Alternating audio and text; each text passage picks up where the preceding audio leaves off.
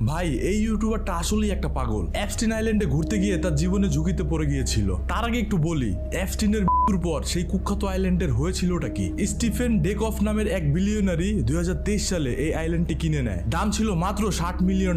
লোকটা পাবলিকলি বলেছিল এটা একটা লাক্সারিয়াস রিসোর্ট হবে, আইল্যান্ডটাকে একটা পর্যটক কেন্দ্র বানানো হবে। কিন্তু এরপরেও সেখানের কোনো কিছুই চেঞ্জ হয়নি। এরপরেই মানুষের কৌতূহল জাগে সেই দ্বীপ নিয়ে। এরপরে নিকো নামের এক পাগলাটে ইউটিউবার সিদ্ধান্ত নেয় যে সে ওই দ্বীপে যাবে। ভার্জিন আইল্যান্ডের ভিতরে খুঁজতে খুঁজতে পেল অ্যাপস্টিন আইল্যান্ড। সেখানে গিয়ে সে যা যা দেখলো তাতে তার মাথা ঘুরে গেছিল। সে ওখানে ড্রোন উড়াতে চাচ্ছিল, কিন্তু সাথে সাথে সিগন্যাল জ্যাম, ট্র্যাক করতে পারছিল না। এরপর সে জেট স্কি নিয়ে সেন্ট জেমসের বিচে ঢুকতে চাইলো, কিন্তু সেখানে তো সিকিউরিটির মহাজাল। কিছু মেয়ে আর গার্ড সাথে সাথে তার ভিডিও বানানো শুরু করলো, আর কিছু গার্ড তার পিছু নিল। কিন্তু কোনোভাবে সে সেখান থেকে পালাতে সফল হয়েছিল। কিন্তু আসল ঝামেলা শুরু হলো তার বাড়ি ফেরার পর। দেখতে পেল কিছু কালো গাড়ি তার বাড়ির পাশে পাহারা দিচ্ছে তাকে। তখন নিকো গ্রেগ রোজ ভিডিও বানাতে শুরু করলো যে সবাই দেখো, যদি আমার কিছু হয় তাহলে কারা দায়ী এতে। এই যে বাইরে কালো গাড়ি, ওরা সবসময় বসে পাহারা দিচ্ছে আমাকে। অ্যাপস্টিন যাওয়ার পরও তার আইল্যান্ডে এমন ঝামেলা হবে কেন? আসলে যে ইউটিউবারটা দেখা